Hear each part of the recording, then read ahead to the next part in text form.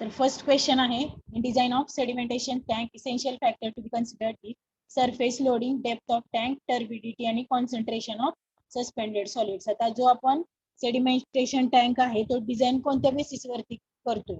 जी main basic गोष्ट आहे ती आपण कशासाठी, जे आपले सॉलिड्स आहेत, जे वेस्ट मटेरियल आहे, जे आपलं वॉटर आहे, त्याच्यातले जे पार्टिकल्स आहेत, वेस्ट पार्टिकल किंवा जी टर्बिडिटी आहे ती आपल्याला काय करायची आहे, आपल्याला त्यातले पार्टिकल्स आहेत ते रिमूव्ह करायचे. ते आपल्याला काय करायचं, वॉटर प्युरिफिकेशन करायचं. वॉटर प्युरिफिकेशनची प्रोसेस आहे आपली सेडिमेंटेशन. मग आपण जो टँक डिझाईन करणार आहे त्याच्यात ते वॉटर किती टर्बिड आहे किंवा त्या वॉटर मध्ये किती अमाऊंट मध्ये डेब्रिस आहे किंवा जे वेस्ट मटेरियल आहे ते तुमचं किती अमाऊंट मध्ये, ते तुमचं बेसिक हे आहे तुमच्या टँकचं डिझाईनचं. सरफेस लोडिंग म्हणजे काय? सरफेस लोडिंग मध्ये काय येतं, जे तुमच्या टँक वरती लोड येणार आहे, तो लोड येणार आहे तो कशाचा असणार आहे, तुमची अमाऊंट ऑफ वॉटर किती त्याच्यावरती. डेप्थ ऑफ दी टँक तुम्ही कशावरून कन्सिडर करणार आहे, ते पण तुमच्या अमाऊंट ऑफ वॉटर किती त्याच्यावरून कन्सिडर करणार. टर्बिडिटी, टर्बिडिटी तुमच्या वॉटर मध्ये किती आहे, तुमचं वॉटर किती अमाऊंट मध्ये टर्बिड आहे ते काय झालं टर्बिडिटी. पण मेन फॅक्टर काय तुमचा, जे त्याच्यातलं सेडिमेंटेशन मध्ये आपण मेन काय रिमूव्ह करतो, जे सस्पेंडेड सॉलिड्स आहेत ते सस्पेंडेड सॉलिड्स आपण तिथं काय करतो, रिमूव्ह करतो किंवा ते आपल्याला काय करायचे, सेडिमेंटेशन टँक मध्ये सेटल डाऊन करायचे. आपण सेडिमेंटेशन टँक डिझाईन करताना काय, आपलं जे वॉटर आहे त्या वॉटर मध्ये किती अमाऊंट ऑफ सस्पेंडेड सॉलिड्स आहेत, ते अमाऊंट ऑफ सस्पेंडेड सॉलिड्स आपण बघणार. त्याच्यावरून आपण काय करणार, तर सेडिमेंटेशन टँक आहे तो आपला डिझाईन करणार. मग याचं तुमचं आन्सर काय येतं, डेप्थ ऑफ दी टँक पण तुमची क्वांटिटी ऑफ वॉटर वरती आहे आणि सरफेस लोडिंग आहे ते तुमचं किती क्वांटिटी ऑफ वॉटर आहे त्याच्यावरती तर म्हणजे त्या सरफेसवर, तुमच्या टँकच्या सरफेसवर जे साईड वॉल्स आहेत त्याच्यावरती किती लोड येणार, हे झालं तुमचं सरफेस लोडिंग. मग तुमचं याचा आन्सर काय येतं, concentration of suspended solids. Turbidity आहे, ती टर्बिडिटी पण तुमची कुठं रिमूव्ह होती, टर्बिडिटी पण तुमची सस्पेंडेड सॉलिड्स म्हणजे जे सेडिमेंटेशन टँक आहे त्याच्यामध्ये जेव्हा आपण स्थिर पाणी ठेवतो तेव्हा ते काय होतं, टर्बिड मटेरियल आहे किंवा जे स्मॉल पार्टिकल्स आहेत ज्याला थोडं हेवी वेट आहे ते तुमचे काय होणार, तिथं टँक मध्ये सेटल डाऊन होणार. मग तुम्ही टँक डिझाईन करताना मेन फॅक्टर काय कन्सिडर करता, तर कॉन्सन्ट्रेशन ऑफ सस्पेंडेड सॉलिड्स किती आहे तुमच्या वॉटर मध्ये, ते तुम्ही इथं डिझाईन करताना कन्सिडर करता. येते का लक्षात? Yes ma'am. चालेल. तर बघा, aeration of water is removal of तुमचं हार्डनेस, कलर, टर्बिडिटी आणि ओडर. तुमचा याचा आन्सर आहे ओडर.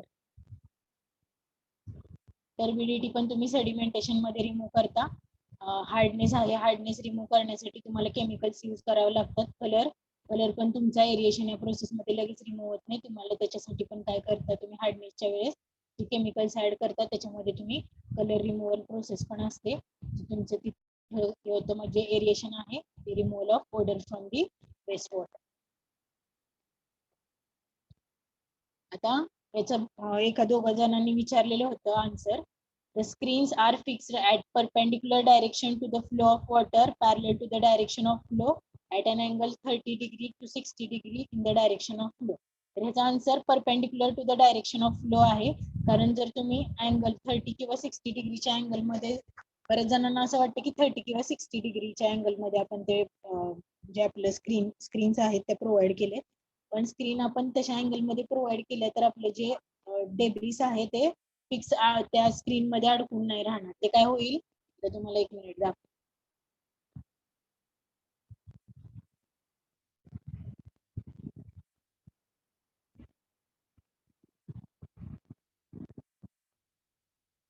तर ह्या आहेत आपल्या सपोज स्क्रीन आपण प्रोव्हाइड केलेले आहेत स्ट्रेट परपेंडिक्युलर. हे आपला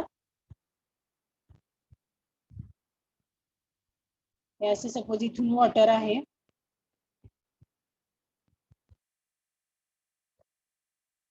थोडस व्यवस्थित काढते.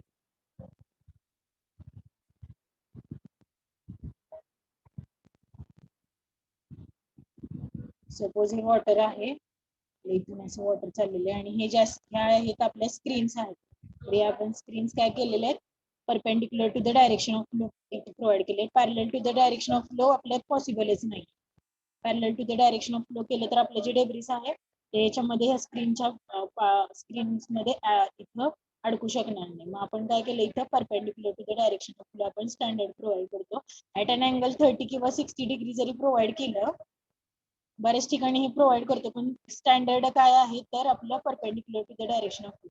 ऍट अँगल 30 किंवा 60 डिग्री जर प्रोव्हाइड केलं, तो अँगल कुठे असणार आहे तुमचा तो अँगल इथं स्क्रीन ग्राउंड सरफेसला 30 किंवा 60 डिग्रीला असणार आहे तो angle.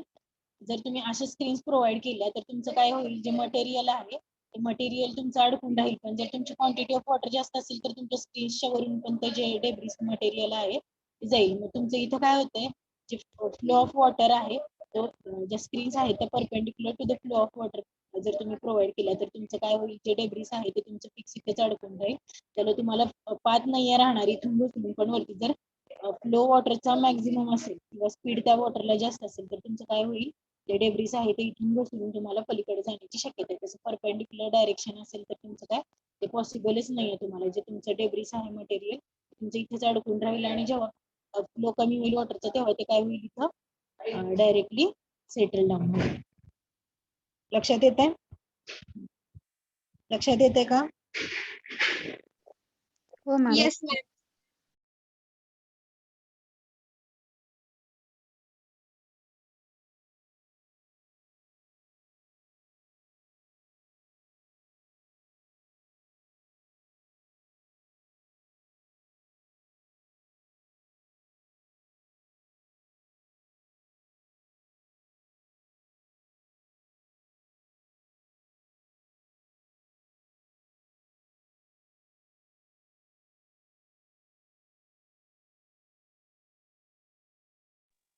Spacing of four screening किती आहे तुमचं 75 to 100 mm पर्यंत जे स्पेसिंग आहे तुमच्या स्क्रीन्स मधलं ते तुमचं तुम्हाला तिथे किती आहे 75 to 100 mm तुम्ही प्रोव्हाइड करणार आहे. तर ते स्पेसिंग आहे ते दोन स्क्रीन्स मधलं ते कसं, सपोज स्पेसिंग कुठले दिले, स्क्रीन्स आहेत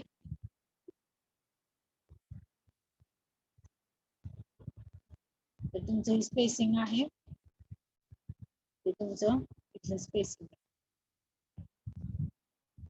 या दोन त्याच्यामधलं हे स्पेसिंग आहे 75 to 100 mm हे तुमचं स्पेसिंग असतं.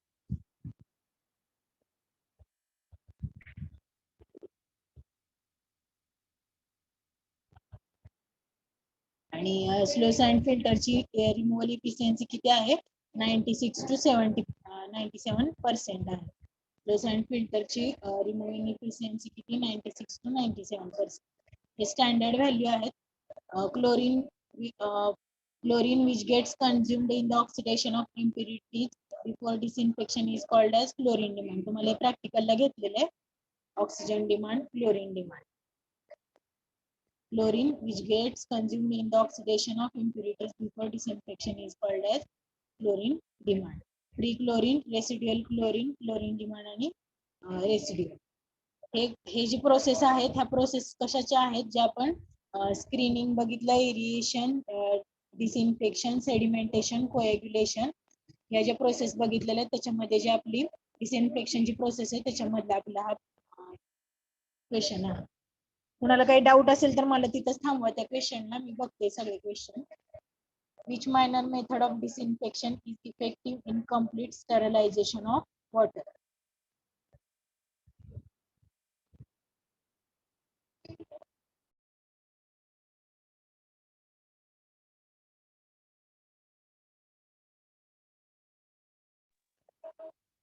तर बघा आपण चालू आपला which minor method of disinfection is effective in complete sterilization of water. The complete sterilization of water आपल्याला करायचंय म्हणजे काय करायचंय की बाबा जे आपले H+ आणि OH- आयन्स असतात आपल्या वॉटर मध्ये, तर त्याचं आपल्याला काय करायचंय, जेव्हा आपण डिसइन्फेक्शन करत असतो, डिसइन्फेक्शन मध्ये काय करतो आपण, तर जे आपले बॅक्टेरिया आहेत, जे आपलं वॉटर आहे ते वेस्ट वॉटर आहे किंवा जे वॉटर आहे त्याच्यात टर्बिड वॉटर आहे, त्याच्यातले आपल्याला काय करायचे, डेब्रिस रिमूव्ह करायचे, कलर रिमूव्ह करायचे, त्याच्यामध्ये आपल्याला ऑक्सिजन कंटेंट आहे तो वॉटरचा जो कमी असतो तो आपल्याला वाढवायचा आहे. आणि काय करायचं, जे बॅक्टेरियाज आहेत ते बॅक्टेरियाज जे harmful to the human health आहेत ते बॅक्टेरियाज आपल्याला काय करायचे, रिमूव्ह करायचे. सो त्याच्यासाठी आपल्याला काय करावं लागतं, डिसइन्फेक्शन ही प्रोसेस आहे आपल्या फिल्ट्रेशन ऑफ वॉटर मध्ये किंवा प्युरिफिकेशन ऑफ वॉटर मध्ये डिसइन्फेक्शन ही प्रोसेस आहे. सो त्याच्यामध्ये आपल्याला काय करायचं, स्टरलायझेशन करायचं. स्टरलायझेशन मध्ये आपण काय करतो, H+ आणि OH- आयन्स कॉन्सन्ट्रेशन जे आहे, आपल्या वॉटरचा फॉर्म्युला काय, H2O. ते कशाने बनलेलं आहे, H+ आणि OH- आयन्स कॉन्सन्ट्रेशन बनलेले. सो स्टरलायझेशन मध्ये काय, जे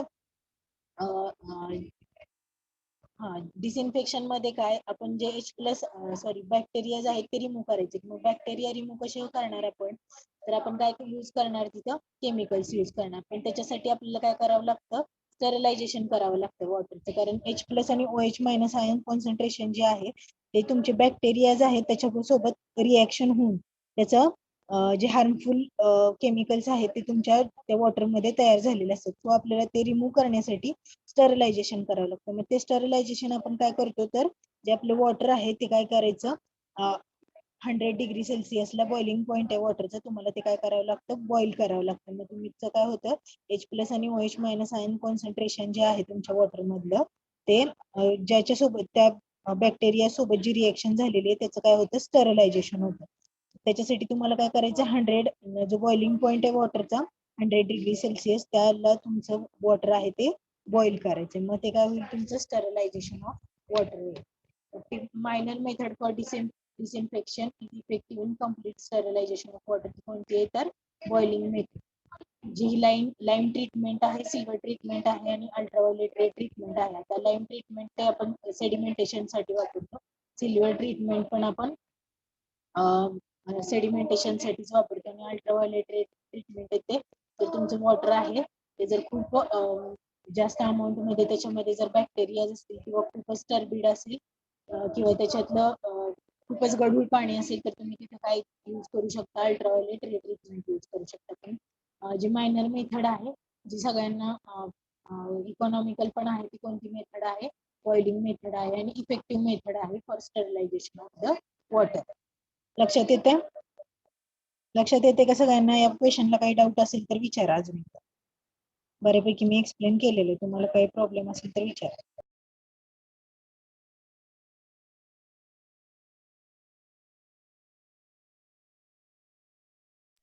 डाऊट आहे का?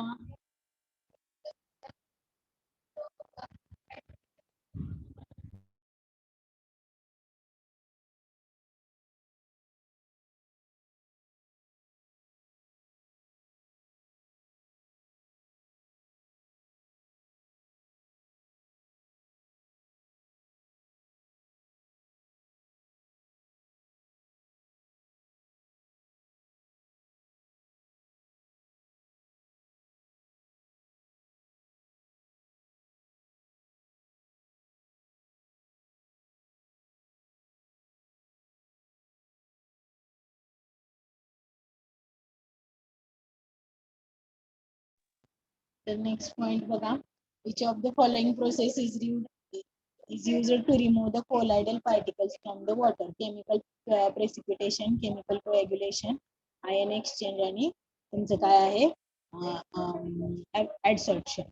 तर याचं तुमचं काय, chemical precipitation, chemical coagulation, ion exchange आणि ऍडसॉर्प्शन. तुमचं याचं आन्सर काय ते केमिकल कोएग्युलेशन. जे कोलायडर पार्टिकल्स आहेत किंवा जे सस्पेंडेड पार्टिकल्स आहेत ते तुम्ही कसं रिमूव्ह करताय, तर कोएग्युलेशन ट्रीटमेंटनी रिमूव्ह करतायत.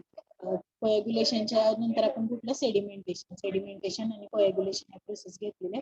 कोएग्युलेशन मध्ये काय होतं, जे आपण केमिकल्स ऍड केलेले ते केमिकल्स ऍड केल्यानंतर जे इम्प्युरिटीज आहेत ते काय होतात, अट्रॅक्ट होतात आणि त्याचं बंज होऊन तुम्ही सेडिमेंटेशन मध्ये ते सेटल डाऊन करता. ठीक आहे.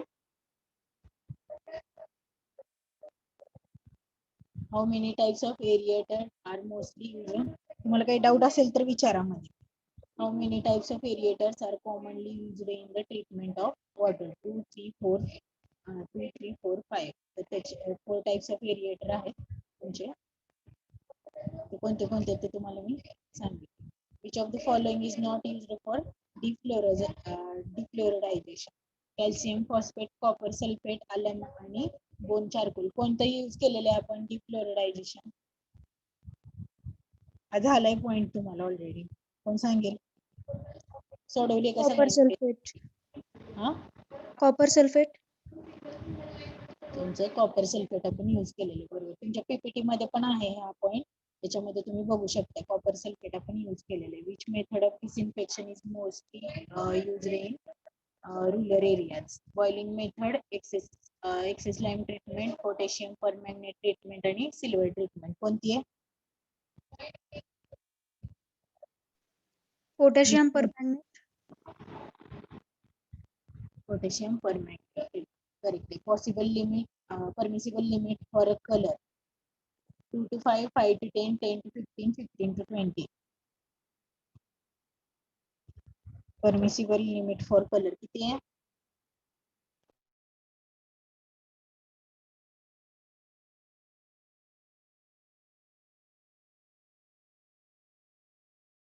Limit for color सांगा.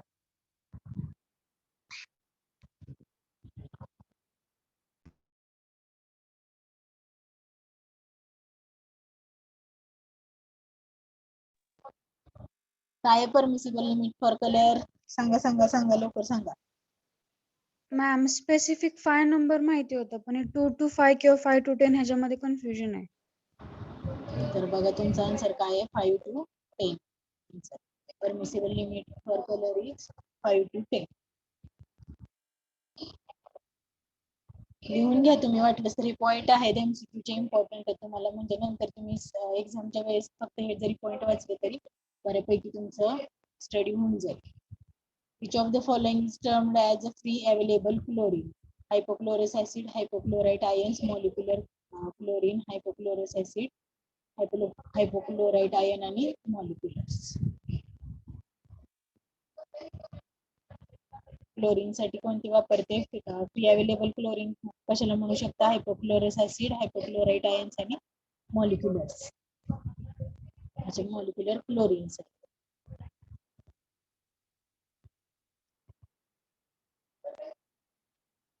molecular chlorines. Bleaching powder contains -% of available chlorine. किती? ब्लिचिंग पावडर मध्ये 33.3% क्लोरीन तुमचं अवेलेबल असतं. म्हणजे तुमच्या नोट्स आहेत त्याच्यामध्ये सगळे पॉइंट आहेत. तुम्ही जर त्या नोट्स वाचल्या असतील तर तुम्हाला टेस्ट सोपी गेली आहे. Which of the following is chemical method of disinfection? Disinfection by heat, disinfection by light, metal ions, alkalis and acids. याचा आन्सर सांगा बघू. मुलांमध्ये पण सगळ्यांनी बोलायचंय, मुलींमध्येच एखाद्या दुसरी मुलगी बोलते आणि त्यांनीच बोलावं असं काही नाहीये, सगळ्यांनी बोलायचंय. टोटल किती? 57 पार्टिसिपंट्स आहेत. आणि इथून पुढं तुम्ही तुम्हाला 5 मिनिट अगोदर लिंक येईल, तुम्ही 5 मिनिट अगोदर लेक्चर जॉईन करायचे. करेक्ट 10ला लेक्चर स्टार्ट होईल आणि तुम्ही एकदा मीटिंग जॉईन केली की तुम्हाला नंतर ती लेफ्ट करायला नाही येणार आणि त्यातून पण तुमचं नेट कनेक्शन गेलं तुम्ही लेफ्ट झालं तर तुम्हाला जॉईन करायला येणार नाही मीटिंग. सो तुम्ही जे काही लेक्चर आहे ते व्यवस्थित करा, कॉन्सन्ट्रेशन देऊन ऐका, त्याच्यामध्ये तुमचाच फायदा आहे. तुम्ही एवढी मोठी फी भरताय, त्याचा तुम्ही जर यूज नाही केला तर काही उपयोग नाहीये तुमच्या डिप्लोमा डिग्रीचा. इथून पुढे सगळ्यांनी लक्षात ठेवा, जे आता सुरुवातीला मी स्टार्ट केलं लेक्चर,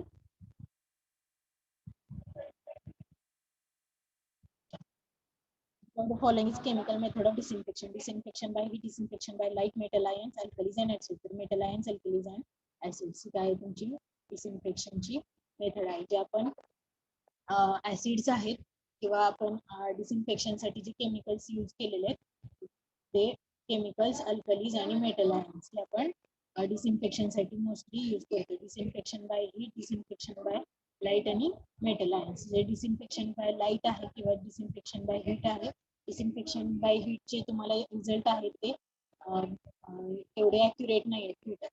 डिसइन्फेक्शन बाय लाईट आपण कुठे यूज करतो तर जिथं स्क्रीन दिसते ना सगळ्यांना, yes ma'am. Disinfection by light आहे ते कुठं तर तुम्हाला मी सांगितलं, जे अल्ट्राव्हायोलेट रेज आहेत ते अल्ट्राव्हायोलेट रेज आपण यूज करतो तिथे डिसइन्फेक्शन बाय लाईटला. तर ते कशासाठी? तर तुमचा क्वांटिटी ऑफ वॉटर खूप लार्ज अमाऊंट मध्ये आहे आणि ते इकॉनॉमी पण तिथे तुम्हाला कन्सिडर करावी लागते. जर तुमच्याकडं जास्त अमाऊंट मध्ये मनी पॉवर असेल तर तुम्ही तिथे डिसइन्फेक्शन बाय लाईट किंवा अल्ट्राव्हायोलेट रेज आहेत ते करू शकता. पण ते तेवढंच तुम्हाला त्याला मॅन पॉवर जास्त लागणार, तुमची इकॉनॉमी आहे ती जास्त लागणार आहे. म्हणजे तुमची रेज आहेत ते हजार्डस टू ह्युमन बिईंग्स असतात. सो तुम्हाला त्याची सगळी जी काळजी आहे ती घ्यावी लागते. तर हे डिसइन्फेक्शन बाय लाईट आहे ते मस्त यूज नाही करत. आपण काय करतो डिसइन्फेक्शन बाय केमिकल्स किंवा ऍसिड्स तुम्ही म्हणू शकता, अल्कली आणि मेटल आयन ही तुम्ही कॉमन मेथड आहे तुमच्या डिसइन्फेक्शनची. तर नेक्स्ट पॉइंट बघा काय आहे, तर detention period for lime soda treatment plant. तर ह्याचा आन्सर आहे 2 to 4 our, 1 our, 3 our, 2 to 4 आवर आणि 4 to 7 आवर्स. तर तुमचं ह्याचं काय आन्सर आहे 2 to 4 आवर्स डिटेन्शन पीरियड. मग फाईन स्क्रीन साठी स्पेसिंग किती सांगितलं तुम्हाला, फाईन स्क्रीन साठी स्पेसिंग किती सांगितलंय, कोणी सांगेल का ह्याचा आन्सर सांगा. 1 to 4 mm, 1.5 to 6 mm, 2 to 8 mm, 2.5 to 10 mm. 1.5 to 6 mm. 1.5 to 6. तर या टेस्ट मध्ये कुणाला काही डाऊट असेल तर विचारा. आता आपण नंतर युनिट टेस्टच्या क्वेश्चनला जाऊया. फॅक्टर टेस्ट तुम्हाला जे मी टाकलेत मार्क त्याच्यामध्ये मी चेंजेस करते, कारण ते कसं झालंय जे ईमेल आयडी नेम आणि रोल नंबर त्याला एक मार्क गेलाय. तिथे टोटल पॉइंट्स 20 दिसत आहेत, त्याच्यामुळे प्रॉब्लेम झाला.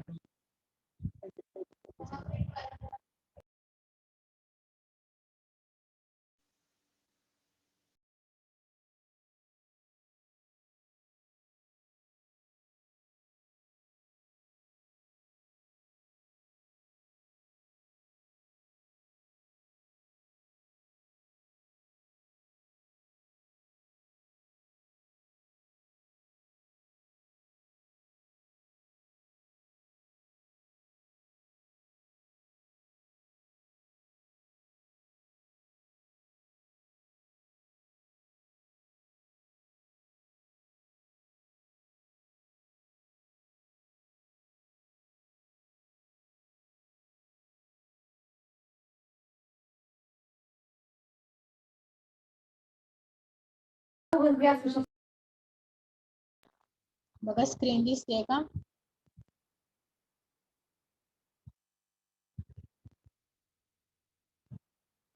स्क्रीन दिसते का. Yes ma'am.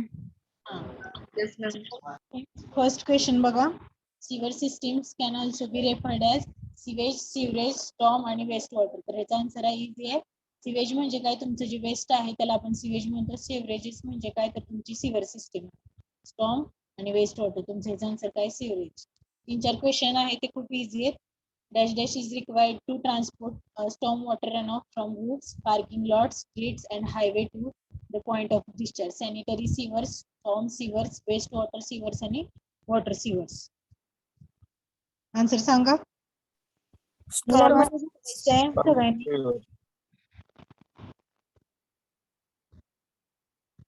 तर तुमचं याचं काय येतं, स्टॉर्म वॉटर. जे पार्किंग लॉट्स आहेत किंवा स्ट्रीट्स आहेत तर ते तुमचं कसलं असणार आहे, स्टॉर्म सिवर्स असणार आहे.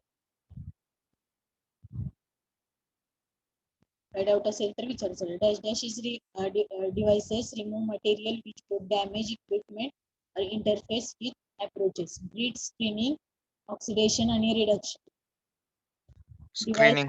Screening correct. Higher values of pH indicate stronger acid, stronger alkali, stronger contamination आणि none of above. तर higher values of pH indicate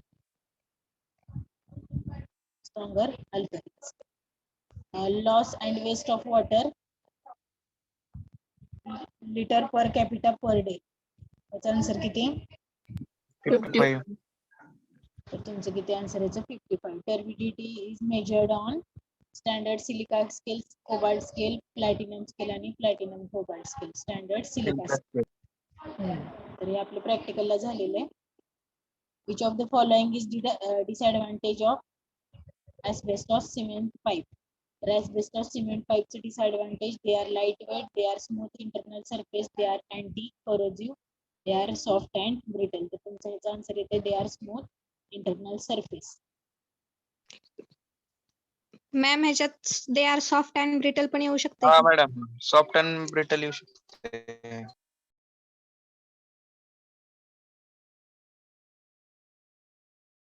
एकच मिनिट हा. तर बघा सगळ्यांनी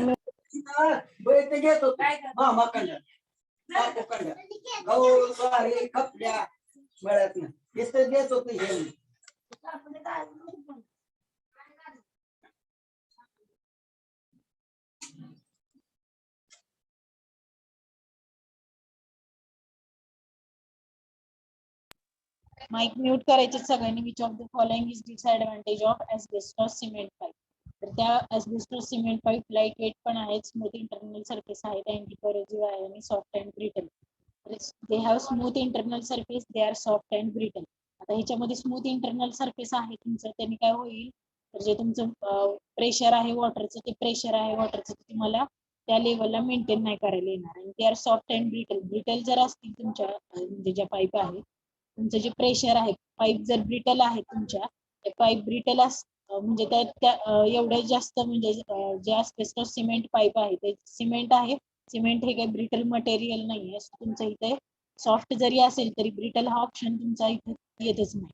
जर तुमची पाईप आहे ब्रिटल असते तर तुमचं जे काही वॉटर प्रेशर आहे किंवा जी क्वांटिटी आहे वॉटरची ती तुमच्या त्या पाईपला म्हणजे बिअर होणार नाही. तुमचं जे मटेरियल आहे ते सिमेंट पाईप आहे एस्बेस्टॉस सिमेंट पाईप, ती तुमची त्याचं मटेरियल आहे ते काही ब्रिटल नाही.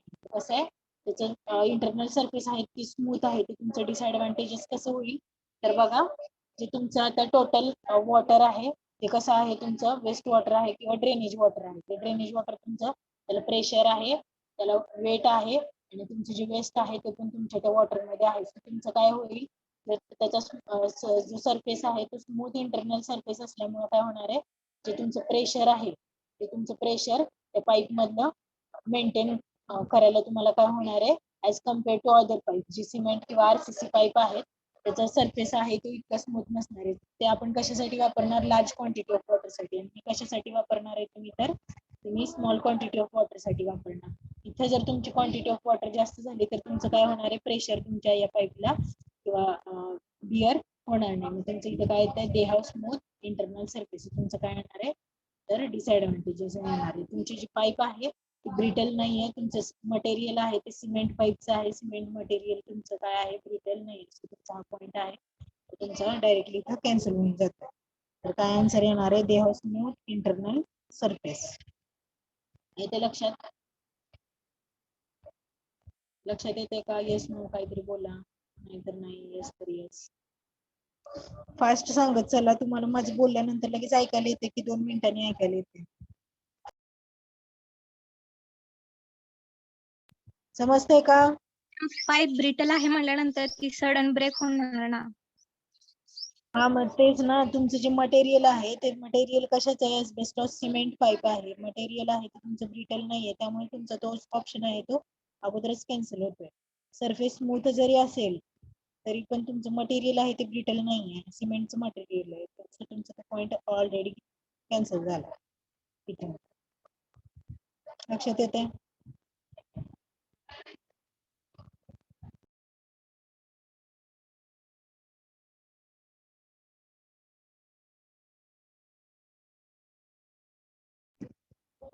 नेक्स्ट पॉइंट बघा कोणता आहे, the design period for water supply project is taken as 20 to 30 years साठी जे आपलं कन्स्ट्रक्शन आहे ते 50 years पर्यंत असतं. पण वॉटर प्रोजेक्ट जे आहे ते तुमचे फॉर डिझाईन पिरियड त्याचा 20 to 30 years आहे. Which grade of concrete is used in the reinforcement of concrete pipes? I'm 25. Hello ma'am. हा बोला. मॅम ते ॲस्बेस्टॉस पाईपचे 1 मिनिट आणखी एकदा क्वेश्चन हे करा ना.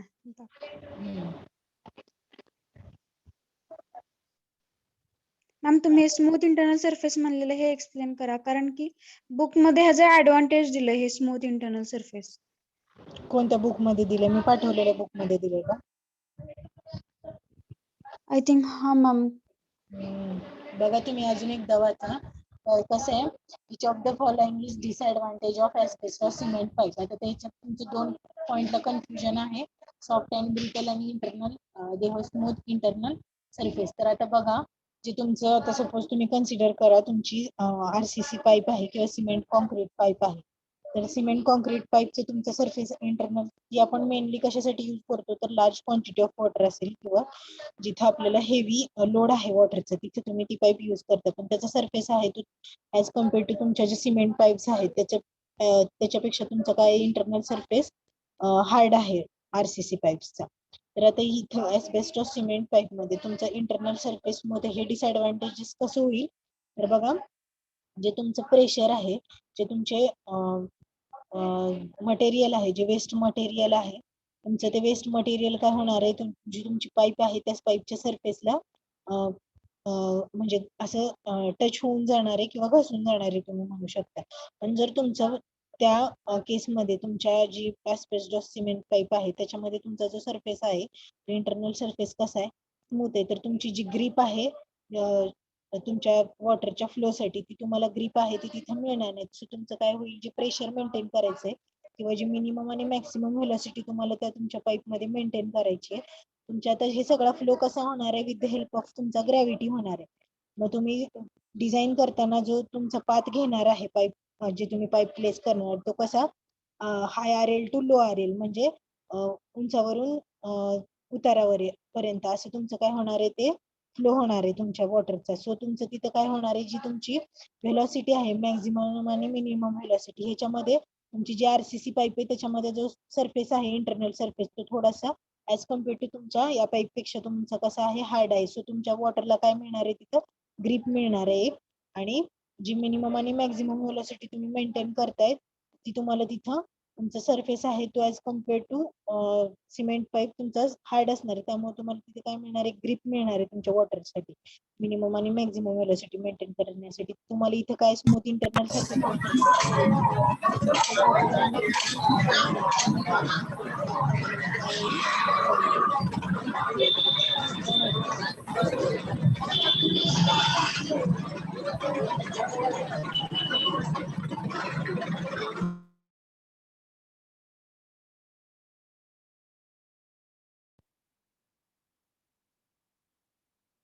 तुम्हाला माझं मी आता बोललेलं ऐकायला आलं का? म्यूट होतं का माझं माईक? हा बघा, जे एस्बेस्टॉस सिमेंट पाईप आहे मी बोलतेच इकडं, they are light weight, they are smooth internal surface. आता बघा मी काय सांगितलं, जे RCC पाईप आहे तुमची RCC पाईप मध्ये काय मिळणार आहे तुम्हाला, एक प्रकारची ग्रीप आहे तुमची. मिनिमम तुम्हाला काय काय मेंटेन करायचंय पाईपच्या मध्ये, जे मिनिमम व्हेलॉसिटी आहे मॅक्झिमम व्हेलॉसिटी आहे ती मेंटेन करायची, प्लस प्रेशर जे आहे वॉटरचं ते तुमचं मेंटेन करायचे. आणि त्याच्यामध्ये तुमचं काय आहे, तर तुमची क्वांटिटी ऑफ वॉटर किंवा जो डिस्चार्ज आहे वॉटरचा तुमचा तो किती आहे, या सगळ्या तुम्हाला गोष्टी आहेत ते तुमच्या पाईप मध्ये मेंटेन करायचे. मग त्याच्यामध्ये कसं आहे, जो तुमचा इंटरनल सरफेस आहे, जे RCC पाईप आपण कन्सिडर करू, RCC पाईप आणि smooth asbestos cement pipe consider करा. जे RCC पाईप आहेत त्या RCC पाईप मध्ये तुम्हाला काय, जी तुम्ही हाय टू लो RL असं तुम्ही जी पाईपलाईन आहे डिझाईन केलेली आहे, का तर तुम्हाला जो फ्लो आहे with the help of gravity तुमचा झाला पाहिजे. मग तुमचा जर सरफेस जो आहे इंटरनल सरफेस खूप स्मूथ असेल, म्हणजे त्याच्यामध्ये तुम्हाला थोडी सुद्धा तुमच्या वॉटरला आहे ती ग्रीप किंवा तुमची मिनिमम आणि मॅक्झिमम व्हेलॉसिटी आहे. जर सरफेस हार्ड असेल तर तुमचं काय होईल, एनर्जी तिथे तुमच्या वॉटरची आहे, एनर्जी म्हणजे काय आहे, तर जे वॉटर मधलं प्रेशर आहे ते तुमचं तिथं, सरफेस जर स्मूथ नसेल तर तुमचं एनर्जी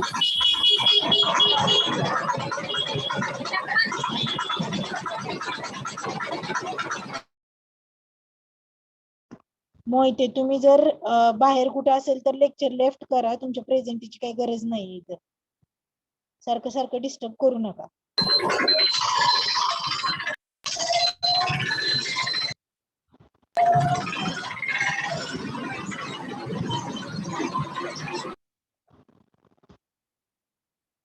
तर बघा काय, they have smooth internal surface, जी तुमची मिनिमम आणि मॅक्झिमम व्हेलॉसिटी तुम्हाला मेंटेन करायची आहे, विथ तुमचा फ्लो आहे with the help of gravity आहे.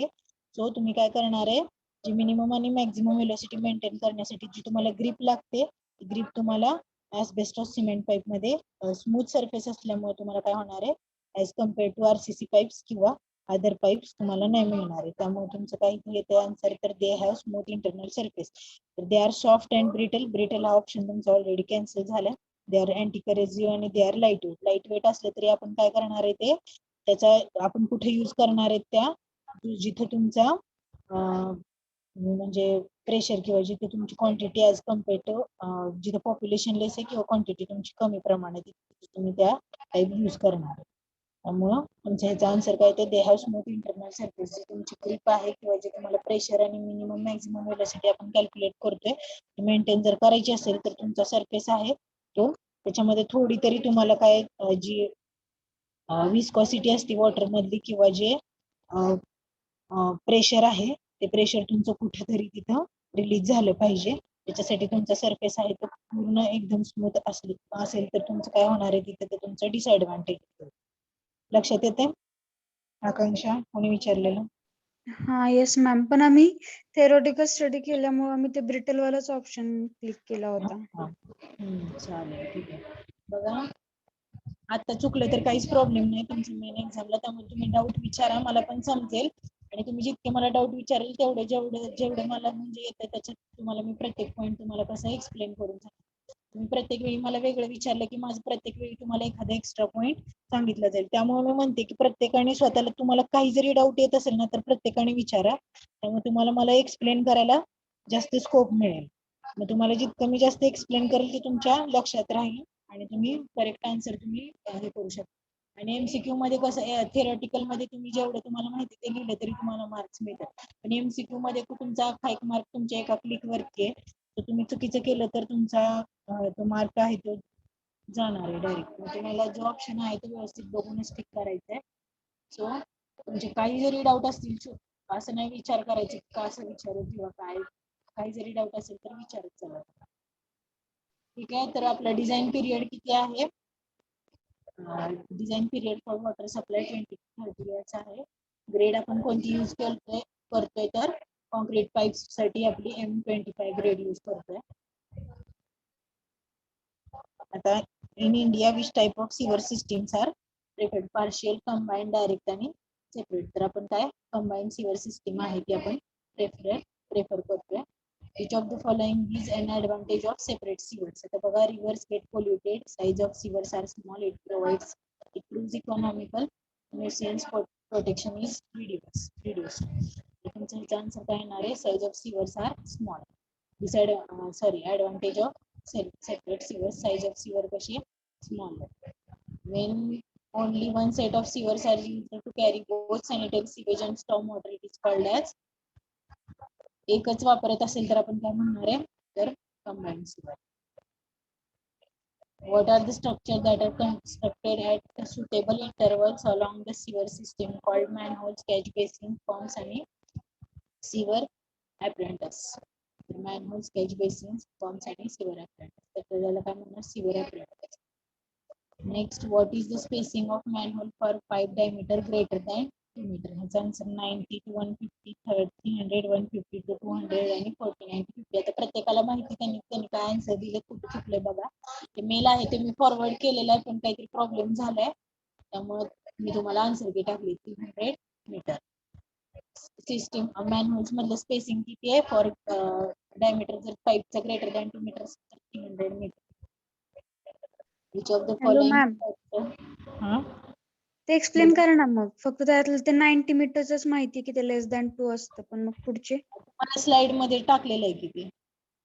हा ठीक आहे. त्यामुळे म्हणजे हे जे व्हॅल्यू आहे ते स्टँडर्ड आहेत, मग त्याच्यामध्ये काय एक्सप्लेन करायचं. त्या व्हॅल्यू आहेत ते तुम्ही म्हणजे एका साईडला लिहून घ्या किंवा कसं बघा ते पीपीटी मध्ये वाटतं तर मी तुम्हाला अजून एकदा दाखवेल नंतर.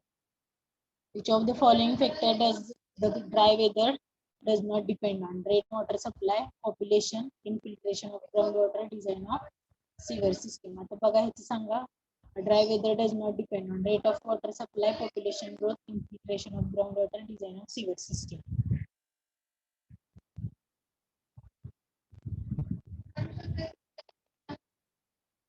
सांगा आन्सर.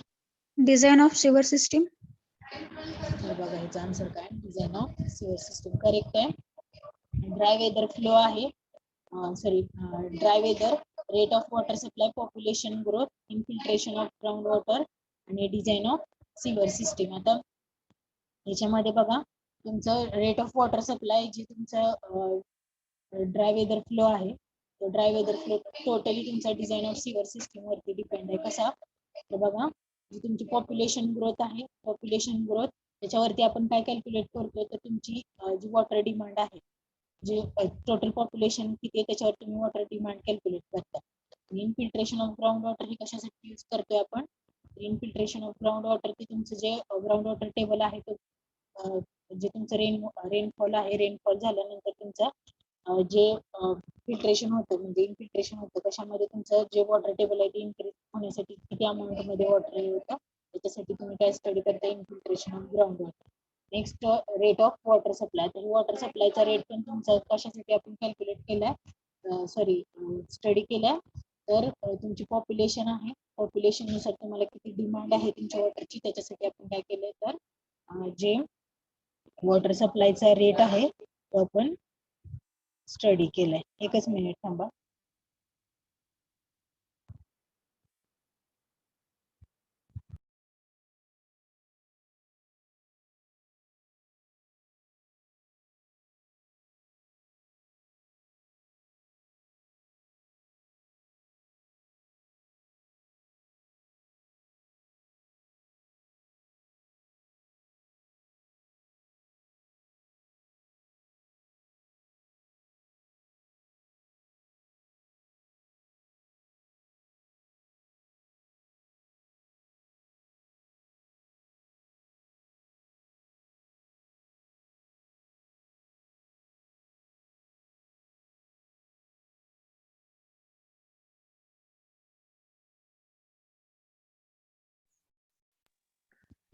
तर बघा dry weather flow, rate of water supply, population growth आणि इन्फिल्ट्रेशन ऑफ ग्राउंड वॉटर आणि डिझाईन ऑफ सिवर सिस्टीम. आता design of sewer system dry weather flow directly कशावर डिपेंड असणार, डिझाईन ऑफ सिवर सिस्टीम वरती. तर आपण हे कशासाठी स्टडी केलंय, rate of water supply, population growth, आपण वॉटर डिमांड आहे त्याच्यासाठी आपण स्टडी केले. Infiltration of ground water related to काय येतं तुमचे ग्राउंड वॉटर टेबल इन्क्रीज कसं होतं आणि design of sewer system directly dry weather flow. तर ड्राय वेदर फ्लो मध्ये बघा ते तुमचं सिवेज आहे किंवा जे सिवेज वॉटर आहे त्याला तुम्ही डायरेक्टली काय म्हणू शकता तर ड्राय वेदर फ्लो म्हणू शकता. त्याला दुसरे नाव काय आहे ड्राय वेदर. तुम्हाला इथे तुम्हाला जरी हे दिलं असतं design of sewer system, waste material किंवा सॉलिड वेस्ट मॅनेजमेंट जर दिलं असतं तरी पण तुम्हाला तुमचा आन्सर काय येईल, डिझाईन ऑफ सिवर सिस्टीम. आपण डायरेक्टली ते ड्राय वेदर फ्लो साठी डिझाईन केलेली. The dry weather flow is also called as sanitary sewage. Sanitary sewage तुम्हाला म्हणता हे आहे too. The process that involves connecting pipelines and sewer apparatus to transport waste to sewage treatment center is called as connecting pipelines, pipeline construction, sewage construction किंवा sewer construction किंवा sewage construction. तर तुमचं काय आहे sewage construction.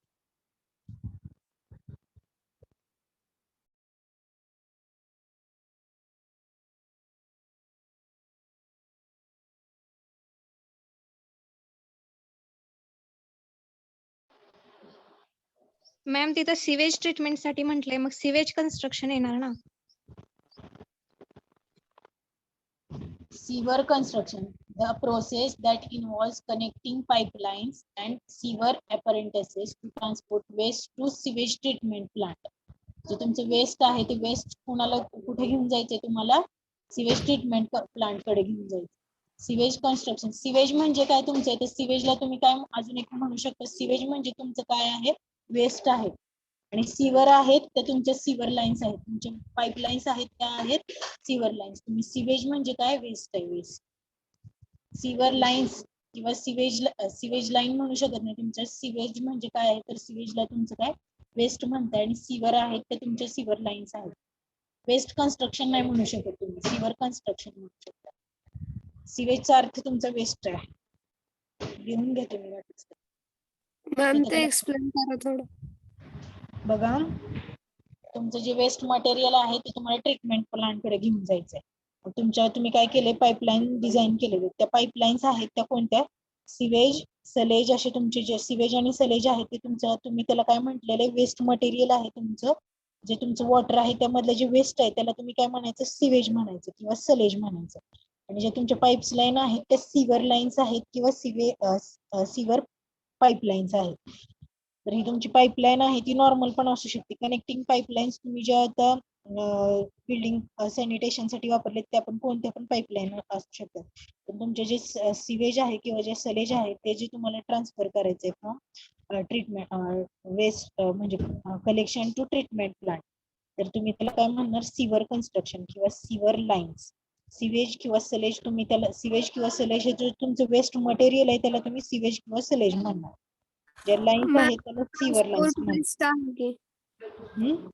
ट्रान्सपोर्ट वेस्ट असेल तर sewage येणार आणि जर सिवर असतं फक्त तर मग सिवर कन्स्ट्रक्शन आलं असतं.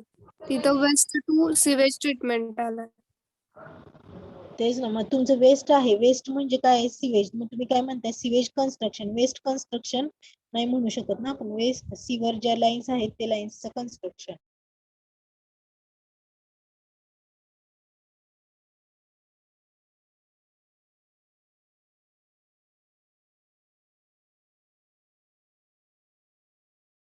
येते का लक्षात जे तुमचं वेस्ट आहे त्याला तुम्ही सिवेज किंवा सलेज म्हणणार आणि ज्या लाईन्स आहेत त्याला सिवर लाईन्स म्हणणार. जे छोटे छोटे पॉइंट्स आहेत ते घ्या लक्षात. जे पाईपलाईन्स आहेत ते इथं कनेक्टिंग पाईपलाईन्स किंवा पाईपलाईन्स कन्स्ट्रक्शन ते कुठलं पण असू शकतं पण प्रॉपर तुम्हाला कशासाठी पाहिजे सिवेज ट्रीटमेंट प्लांट साठी पाहिजे. वेस्ट आहे ते सिवेज ट्रीटमेंट प्लांट तुम्हाला काय करायचंय घेऊन जायचे तर त्यासाठी सिवर कन्स्ट्रक्शन म्हणजे ज्या लाईन्स आहेत त्या सिवर लाईन्स सिवर कन्स्ट्रक्शनच्या ऐवजी तुम्हाला इथं असं पण ऑप्शन येऊ शकतो की डायरेक्टली सिवर लाईन्स. सिवर लाईन्स जरी म्हटलं तरी तुम्हाला हेच आन्सर लिहायचं. लक्षात येते का? वेस्ट कन्स्ट्रक्शन नाही किंवा सिवेज कन्स्ट्रक्शन पण नाही म्हणू शकत तुम्ही सिवर कन्स्ट्रक्शन जर सिवर लाईन्स आहेत किंवा सिवर कन्स्ट्रक्शन आहे हा ऑप्शन तुम्ही टिक करायचं. Which of the following factors is mentioned below type of sewer principle does not depend this pattern terrain location storm water. आता हे किती पॉईंट 1 2 3 क्वेश्चन राहिलेत. मॅडमचा मला फोन येतो आपण पुढच्या लेक्चरला अगोदर हे 3 क्वेश्चन घेऊ त्याचं एक्सप्लेनेशन घेऊया आणि पुढचं आपलं पॉईंट चालू करूया. ठीक आहे ग्रुपला जॉईन करा. म्हणजे हुशार करू नका कोणाला. काय बरोबर हा